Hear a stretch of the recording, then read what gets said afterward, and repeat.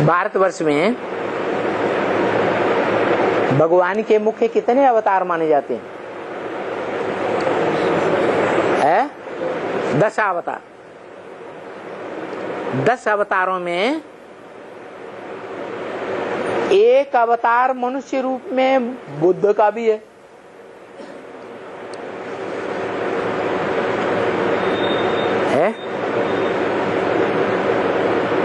बाकी जो 9 अवतार हैं वो संसार की हिस्ट्री में दिखाई देते हैं?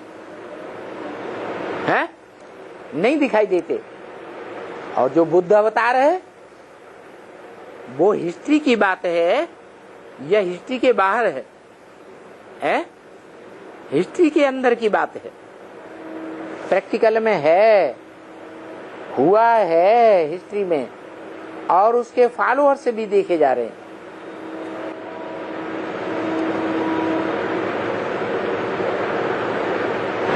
वो अवतार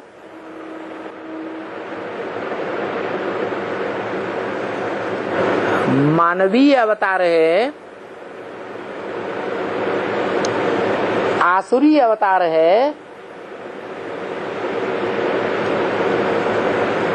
या दैवी अवतार है? मानवीय माना उसका विशेष नारा क्या है? अहिंसा परमो धर्म।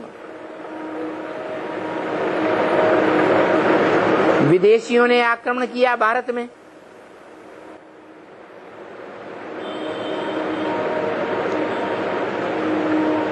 मुसलमानों ने आक्रमण किया,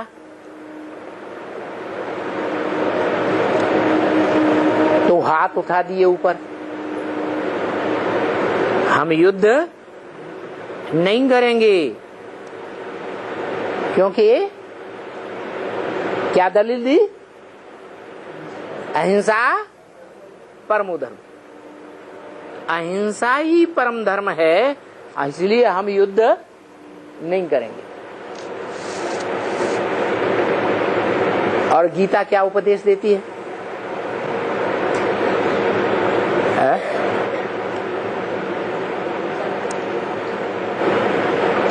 युद्ध करना चाहिए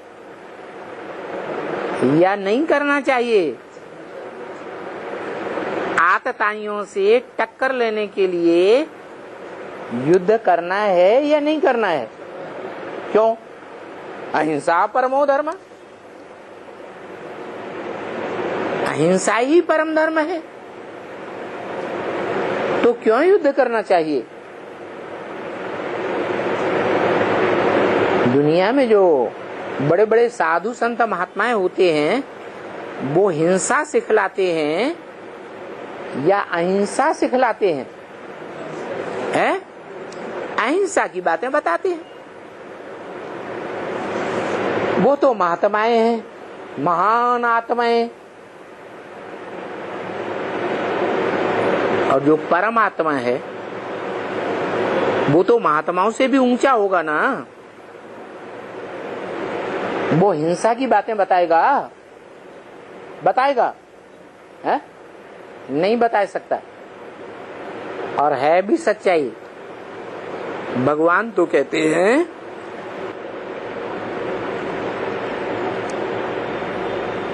कि किसी को दुख नहीं देना है, सुख देना है और सुख लेना है।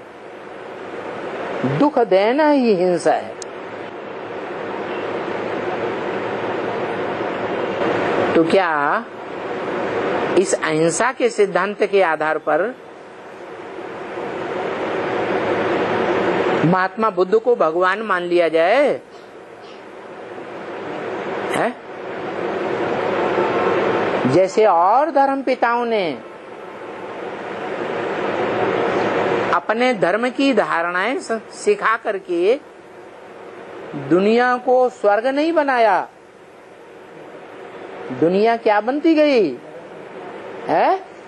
नरक बनती गई। क्योंकि सभी धर्म पिताएं नर रूप में थे। मनुष्य रूप में थे, नर नरक बनाता है। क्या? नर नरक बनाता है। और जो भगवान नर नहीं है, नर को नारायण बनाता है। जो नारायण स्वर्ग में स्व स्थिति में रहने वाला है, स्वधर्म, स्व माने आत्मा, आत्मा की स्मृति में रहने वाला है। निरंतर या विस्मृति हो जाती है, आत्मा की स्मृति में रहने वाला है। तो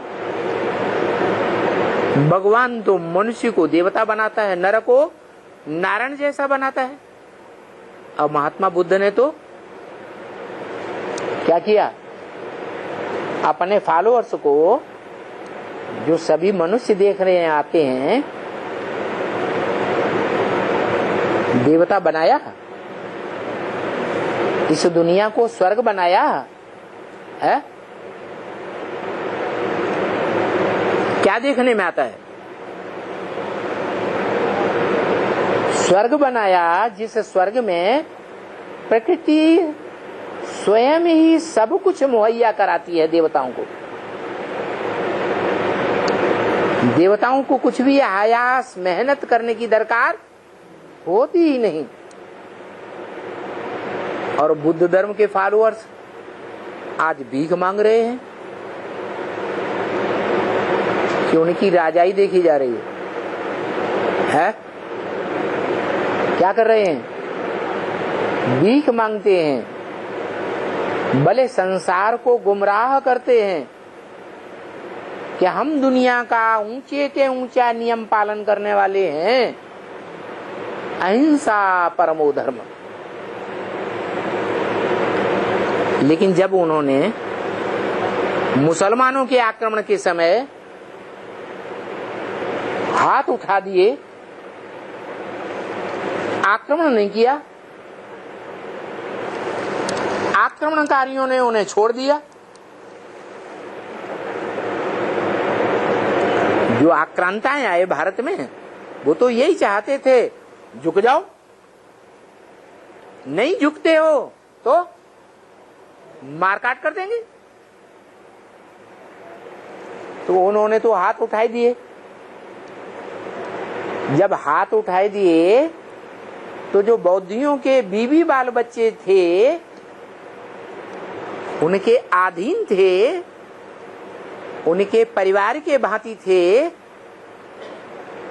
उनको आक्रांताओं ने, विदेशियों ने अधीन करके दास दासी बना लिया या राजाई का पद दे दिया है, दास दासी बना लिया। तो जो अपनी रचना की ही सुरक्षा नहीं कर सकता है,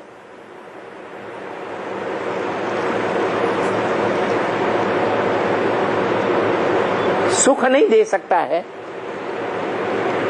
जन्म जन्मांतर के लिए दुख के गड्ढे में धकेल दिया,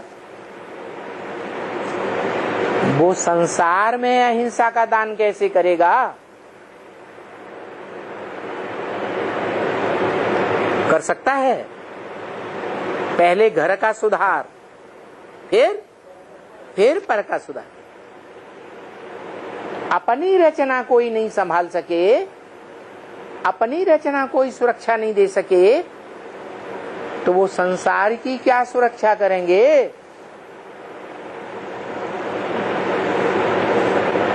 इस दृष्टि से देखा जाए तो अहिंसा परमो धर्म बौद्धियों का जो नारा है, वो ईश्वर के नारे से, ईश्वर के गीता ज्ञान से विपरीत है या अनुकूल है? क्या है? विपरीत है। गीता में तो अर्जुन को उपदेश दिया है क्या करो? है युद्ध करो। सच्चाई की जो बरखिलाफी करते हैं, असत्य के रास्ते पर जो हैं, उनसे टकराना है या भाग जाना है? इसलिए महाभारत गृह युद्ध सामने खड़ा है।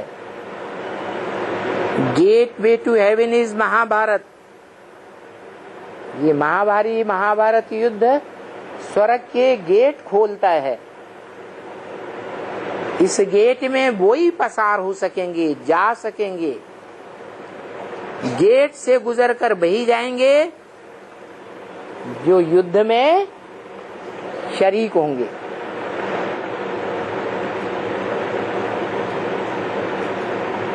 युद्ध में शरीक नहीं होंगे,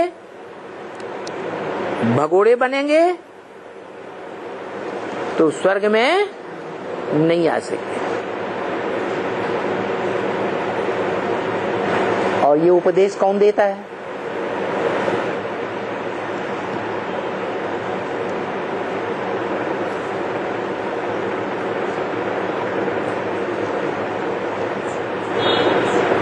कौन है सेना नायक? है इस रूहानी मिलिट्री का मार्शल कौन है? शंकर को बताया मार्शल।